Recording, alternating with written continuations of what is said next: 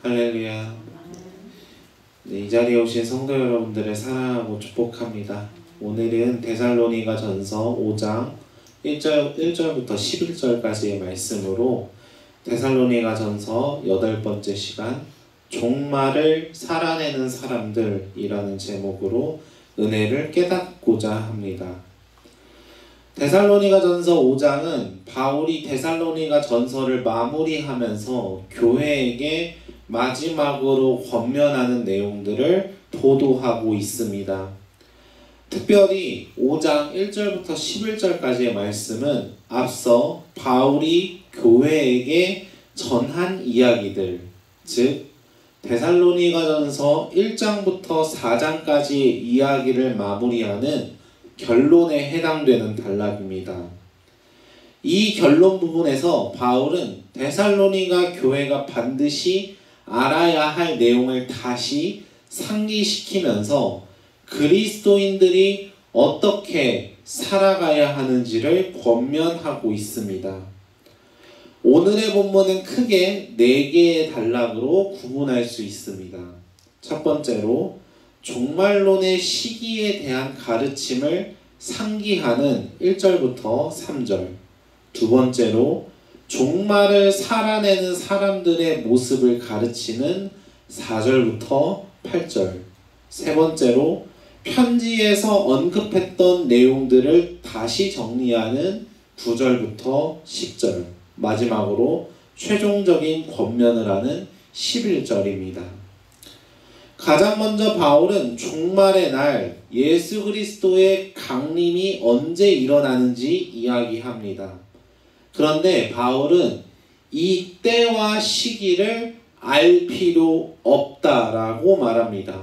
2절에서 그 이유를 설명합니다. 주의 날이 밤에 도둑같이 이를 줄을 너희 자신이 자세히 알기 때문이라. 바울은 데살로니가 교회에게 종말론을 가르쳤습니다. 그리고 그 가르침 가운데 언제 이 일이 일어나는가에 대하여서도 가르쳤습니다. 바로 밤에 도둑같이 이를 것이라는 것입니다. 세상은 현재 밤입니다. 밤은 앞이 잘 보이지 않습니다. 마치 인간의 앞날이 불투명하고 죽음이라는 강력한 권세 앞에 무조건적으로 굴복해야 하는 그런 이유로 미래를 내다볼 수 없는 그런 캄캄한 밤입니다. 하지만 밤이 지나면 반드시 빛이 옵니다. 새로운 날의 시작이 옵니다. 예수 그리스도의 강림은 반드시 있습니다. 죽음이라는 강력한 권세가 세상을 지배하고 있긴 하지만 예수 그리스도께서 부활하셨기 때문에 죽음을 이겨내셨기 때문에 예수께서 다시 오시는 날, 새로운 날의 시작은 반드시 올 것입니다. 하나님은 그때를 분명히 정하셨습니다. 간혹 어떤 사람들은 이 종말의 때가 언제인지를 말하고 그 때를 준비해야 한다고 말합니다. 이러한 모습은 기한선을 분명하게 정해놓고 그때까지만 최선을 다해 준비하면 된다는 모습을 간접적으로 보여줍니다. 그러나 그것은 적절하지 않습니다. 때와 시기는 우리가 알 수가 없습니다. 그렇기 때문에 우리는 이때까지만 하자라는 생각이 아니라 늘 하나님 앞에서 하자라는 생각으로 종말을 준비해야만 합니다. 모든 그리스도인들이 이러한 종말관을 가지고 살아가야 한다고 바울은 권면하는 것입니다. 그런데 이러한 종말관, 생활 태도와 정반대되는 이야기를 하는 사람들이 있었습니다. 3절에서 바울이 말합니다. 그들이 평안하다, 안전하다 할 그때에 임신한 여자에게 해산의 고통이 이름과 같이 멸망이 갑자기 그들에게 이르리니 결코 피하지 못하리라. 바울은 그리스도인의 종말관과 반대되는 어떤 이들을 말합니다. 문제는 갑작스럽게 등장한 그들이 누구냐는 겁니다. 데살로니가전서 안에서 평안하다, 안전하다 라고 말할 만한 그들은 특정되지 않아 보입니다. 그러나 데살로니가 교회는 이 말을 듣고 그들이 누구인지 알았을 것입니다. 왜냐하면 데살로니가 도시의 특성 때문입니다. 데살로니가전서 1장을 다룰 적에 말씀을 드린 바 있습니다만 데살로니가 도시는 마게도냐 지역의 행정 중심지였습니다. 중요한 것은 로마 제국이 아시아 지역을 강하게 지배하고 있었다는 것입니다. 데살로니가 도시가 로마 제국과 동방 지역, 아시아 지역을 연결하는 지리적인 특성을 가지고 있었기 때문에 데살로니가 도시를 중심으로 많은 행정기관과 군사시설들이 세워졌고 로마 총독 주재지로 세워지게 됩니다. 달리 말하면 로마 제국의 행정적인 시스템, 인프라뿐만이 아니라 로마 제국이 내세우는 이념과 사상, 그것들이 데살로니가 도시 안에서 선전되고 있었다라는 것입니다. 당시에 가장 선전 효과가 컸고 정말 유명했던 이념이 팍스 로마나였습니다. 로마의 평화라는 라틴어입니다. 로마 제국주의에 대한 찬가와 로마 황제의 영광스러움, 그의 신적인 지혜와 능력, 그로 인해서 생긴 평화를 칭송하는 의미를 담고 있었습니다. 지속적으로 전쟁을 일삼으면서 세상을 지배했던 로마 제국은 로마 제국 지배하에 있는 많은 도시에게 팍스 로마나를 외쳤습니다. 평안하다라는 것입니다. 안전하다라는 것입니다. 그렇기에 로마 체제에 거스르지 말고 로마 황제의 치리가 정답이면서 진리이기 때문에 이 세상의 질서, 로마 제국의 질서를 따르며 살라고 선전합니다. 바울은 이러한 로마 제국의 상황에 반대했습니다. 세상은 로마 황제의 위협이 영원하고 그 평화가 영원할 것이라고 말하지만 주의 날은 반드시 오기 때문에 바울은 이를 반대했습니다. 바울은 이러한 세상의 선전, 로마 제국과 로마 황제가 영원할 것이라는 세상의 흐름에 동조하지 말 것을 권면합니다. 그것을 경계하라고 4절 이하에서 말합니다. 4절에서 너희는 어둠에 있지 아니하매 그날이 도둑같이 너희에게 임하지 못할 것이다. 교회는 세상에 동조하지 않습니다. 세상의 흐름에 편승하지 않습니다. 이 세상이 영원하다고 말하는, 그리고 그것이 옳다고 말하는 로마 제국과 이방인들의 모습과는 다릅니다. 그렇기에 교회는 어둠에 있지 않습니다. 그리고 어둠에 있지 않기 때문에 그날은 도둑같이 임하지 않을 것입니다. 왜냐하면 5절에서 밝히듯이 교회는 빛의 아들, 낮의 아들이기 때문입니다. 이 말의 의미를 우리는 정확하게 이해해야만 합니다.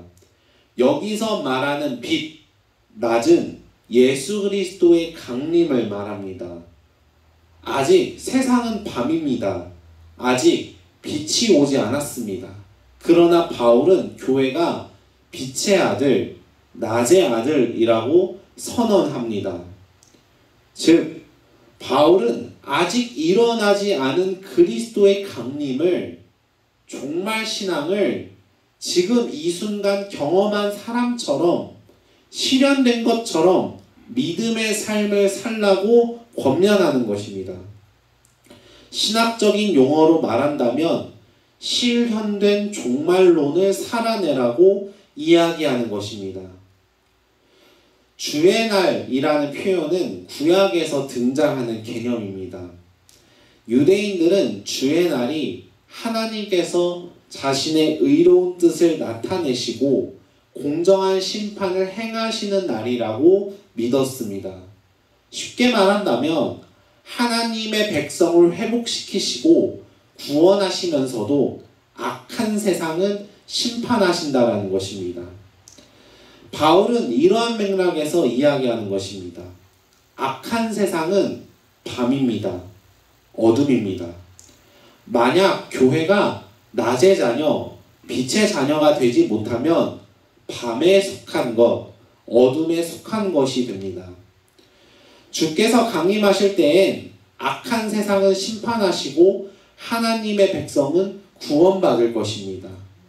만약 교회가 낮의 자녀, 빛의 자녀가 되지 못하고 밤, 어둠에 속하게 된다면 교회는 교회라고 하더라도 구원이 아닌 심판으로 종말의 기쁨을 누리지 못할 것입니다.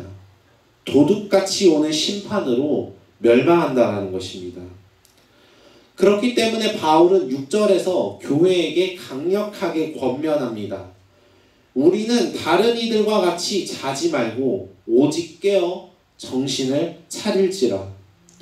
다른 이들이 누구입니까? 우리가 앞서 4장에서 살펴본 대로 하나님을 모르는 이방인, 소망 없는 이방인입니다. 그들은 밤에 취해 잠에 듭니다. 세상의 흐름에 편승하여 세상이 말하는 진리가 참된 것이라며 거기에 동조합니다. 그러나 우리는 다릅니다. 우리는 하나님을 알고 우리만이 가지고 있는 소망이 있습니다. 예수 그리스도께서 죽으셨고 부활하셨듯이 우리가 주 안에서 죽었기에 주 안에서 함께 살 것입니다. 바울은 이러한 믿음을 지켜내며 살아가는 것이 일종의 영적 전투로 이해합니다. 8절에서 군사적 용어들이 등장합니다.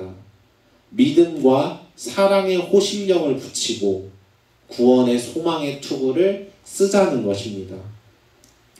혹자는 호심령, 투구의 의미를 과도하게 부여해서 그 의미를 찾아내려고 하지만 그 의미들을 떠나서 본질은 분명합니다.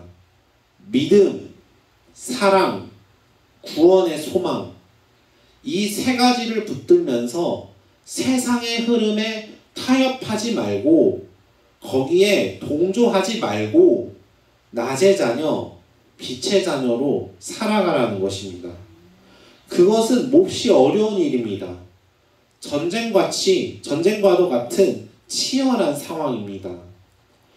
그럼에도 불구하고 바울은 그 치열함 속에서 하나님의 부르심을 기억하라고 이야기를 합니다.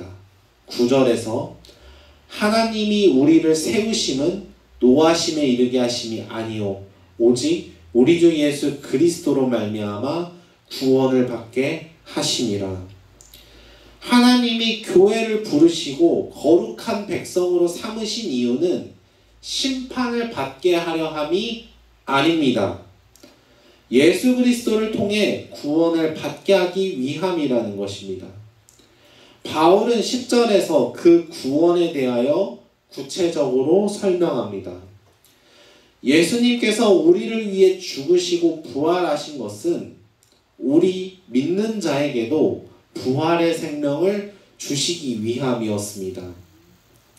그렇기에 주님의 죽으심이 깨어있든지 자고 있든지 자기와 함께 살게 하려 함이라고 말합니다. 여기서 깨어있는 것, 자고 있는 것은 다시금 데살로니가 교회 안에 벌어졌던 문제를 상기합니다. 종말론에 대한 지식이 부족하여서 생긴 혼란, 곧 예수님의 강림 이전에 죽은 성도들에 관한 혼란입니다. 바울은 4장에서 이 부분에 대해 언급했지만 여기서 재차 강조하면서 자신이 편지를 쓴 이유 그리고 권면했던 이야기들을 다시금 떠올리라고 밝힙니다. 여기서 10절 하반절 자기와 함께 살게 하려 하셨다라는 말은 두 가지 의미로 바라볼 수 있을 것 같습니다. 첫째로 영원한 생명을 주신다는 것입니다. 교회가 믿음으로 주님 안에서 죽고 고난을 감내했을 때 예수님께서 부활이라는 종말론적인 생명, 영원한 생명을 성취했던 것처럼 교회 역시 영원한 생명을 얻을 것이라는 의미입니다. 두 번째로는 4장 17절에서 바울이 말했던 내용을 다시금 반복하는 것 같습니다.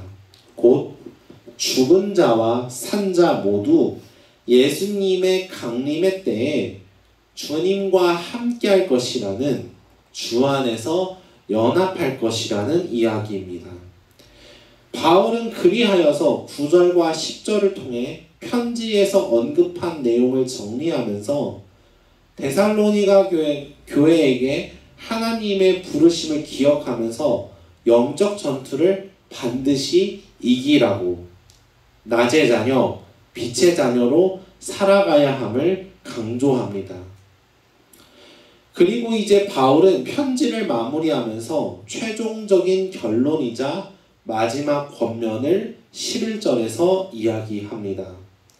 그러므로 피차 권면하고 서로 덕을 세우기를 너희가 하는 것 같이 하라. 바울은 데살로니가 교회에게 교인들 서로 권면하고 덕을 세우라고 이야기합니다. 여기서 무엇을 권면하는지 어떤 덕을 세우는지는 명확합니다. 지금까지 바울이 가르치고 권면했던 것을 그대로 실천하라는 것입니다. 그런 이유에서 믿음에 부족한 것을 이제는 배우고 알았으니 영적으로 더욱 성장하도록 서로 도우라고 바울이 권면하는 것입니다. 여기서 우리가 주목해야 할 것이 있습니다. 바울이 덕을 세워라 라고 표현한 동사는 집을 짓다, 건설하다 라는 의미를 가진 오이코도메오 라는 단어입니다.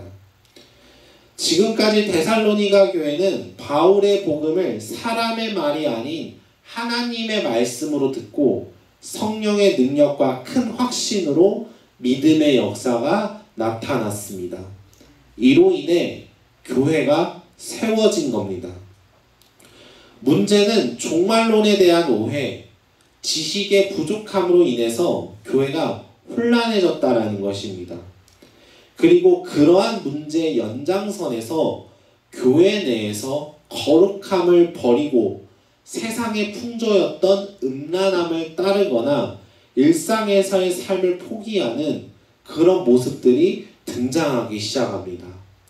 교회의 모습이 무너진 것입니다. 바울은 그러한 상황 속에서 다시 교회를 세우라고 말합니다. 교회의 정체성을 다시 세워야만 합니다. 그리고 그 정체성이라 함은 올바른 종말신앙 위에 서서 밤, 어둠인 세상에 속하지 않고 빛의 자녀, 낮의 자녀로 살아가야 하는 것입니다. 사랑하는 성도 여러분, 우리는 여전히 예수 그리스도의 강림을 기다리고 있습니다. 아직 세상은 밤입니다. 어둠입니다. 여전히 낮을 기다리고 있습니다. 우리의 모습이 세상이 말하는 이야기들, 평안하다고, 안전하다고, 괜찮다고 하는 그 이야기들에 빠져서 믿음이 나태해진다면 해산의 고통이 갑작스럽게 이르는 것 같이, 도둑이 갑자기 들이닥치는 것 같이 주님이 다시 오실 때 우리는 구원받는 백성이 아닌 심판받는 자로 남아있게 될 것입니다. 아직 낮이 오지 않았습니다. 하지만 우리는 분명히 낮의 자녀, 빛의 자녀들입니다. 그렇다면 더더욱 어둠에 속한 모습이 아닌 당장 오늘의 순간 예수님께서 강림하실 때에 내가 온전한 모습으로 서 있기 위해서 나의 믿음은 더욱 견고해야만 합니다. 이것은 영적 전투입니다. 우리는 더더욱 믿음과 사랑, 구원의 소망을 가지고 종말을 살아내야 합니다. 예수 그리스도의 다시 오심을 기다리며 덕을 세워야만 합니다. 거룩함을 지켜야만 합니다. 종말론적 소망은 게으름에 대한 변명의 여지가 없습니다. 내가 지금 이 순간에도 그리스도 앞에 거룩한 모습으로 서 있기 위해서 예수 안에 있어야만 합니다.